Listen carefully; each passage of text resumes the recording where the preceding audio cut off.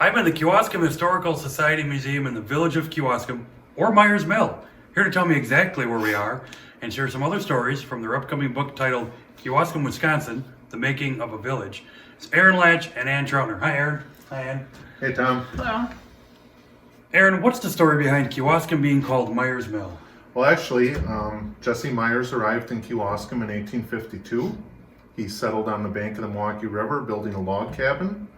He shortly after built a sawmill on the west side of the river, and 2 years later he completed a grist mill on the east side of the river, just north of the Main Street Bridge here.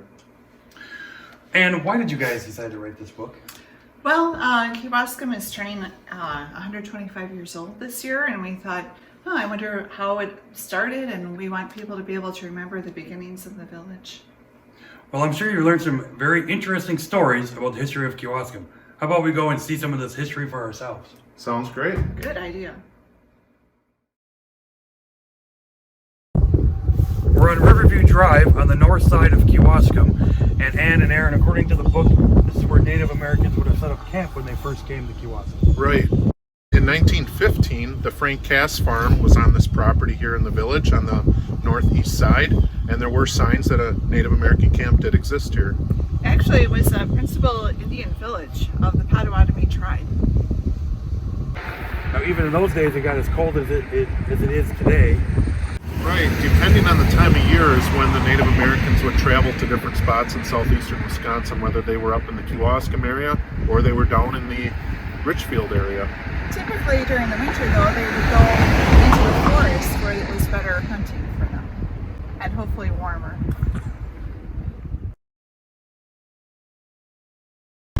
Aaron, Ann, you brought some tools. What would we use these for? Well, actually, Tom, the Kewaskum Ice House was located right behind us here on the bank of the river, and we have a saw here that's from our Historical Society Museum that was used on this river, cutting ice. And these are some tongs that were used to handle the ice, to bring the ice blocks to businesses or homes. And actually today, there still is an ice window in Kewaskum downtown on the Kewaskum Floral Building where they would load ice in and it would go into the ice box to keep things cold at the meat market. Are you going to cut some ice for us today? I don't think so, Tom. Well, I tried. We're in River Hill Park, right off Main Street by the Milwaukee River, and this is the site of the first ever school that was in Kewaskum. Right, Chief. Actually, the first school was built in the middle 1850s, or right around 1850. Sat here till about 1876, and then moved down to the east end of Kewaskum near the Holy Trinity Cemetery. And of course, at that time, this wasn't even a village. Right. And on this same area here, we had a store, we had a church back here, and then we also had Southside Park, which was here until about 1915.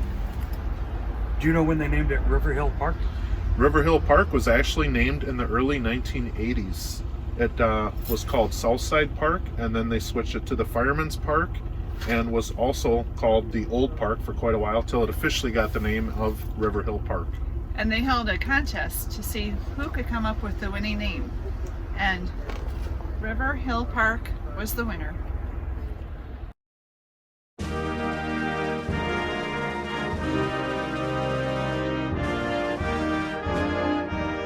Aaron, the east side of Kewaskum has always been referred to as Little Canada. Where does that come from? Right. We started to see contents in the newspaper about the 1870s referring to everything on the east side of the bridge, Little Canada. So we kind of came up with a few answers. We think that maybe some of the early immigrants maybe were from Canada, or maybe they traveled through Canada on their way to Wisconsin, and somehow it started being called Canada. Actually, we originally thought it was only back to about the 1980s, maybe the 1970s, and as we started to do research for our book, that's when we discovered it was 100 years earlier. And there have been many signs that say Canada or Little Canada to welcome people to the east side of town. Behind us is the old village hall of the village of Kewaskum. When was that the police department? That building actually was built in 1903, And the police department, the library in the second floor, and the firehouse all were in that building. Before they built that building, though, they had to have a place to lock up all the criminals. So they got some jail bars and made a kind of a box of a jail cell and put that in the grocery store. Right, and after it was in the grocery store and they built this building, they moved them here. Then in 1950, when they moved to the current municipal building, those jail bars were actually repurposed down in one of our local smokehouses and are still in that floor today. Well, the history of Kewaskum is pretty cool. And tell everyone how they can get their very own copy of this book. Well, the book will be released on March 3rd, and after that you can get it at local businesses or from either of us in the Kewaskum Historical Society.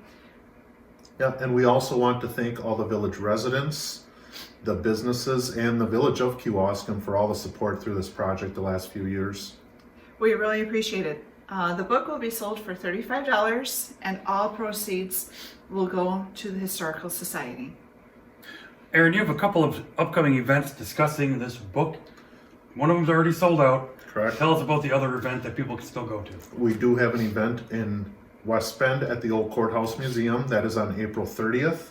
That'll be a program and a little social hour discussing how we came about the project and a little bit about what went into making this book. Following the next month in May, we also have a talk about Chief Kewaskum. That'll be very interesting, and that's later in May. Details on both of those will be coming out, and you can also find more information on our book, those events, and our celebration in June at KewaskumHistoricalSociety.org. Well, that'll do it for this edition of Chiefs Chatter.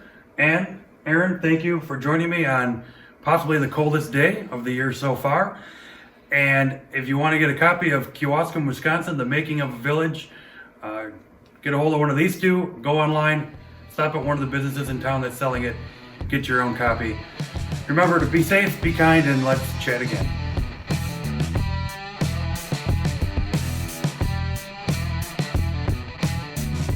The Kewaskum Ice House was situated there. Now, the northern half of Kewaskum has always been referred to as Little Canada. Eastern side. That's right. Aaron, the east side of Kewaskum has always been called Little Canada. Where does that come from? Boy, somebody could have shoveled this.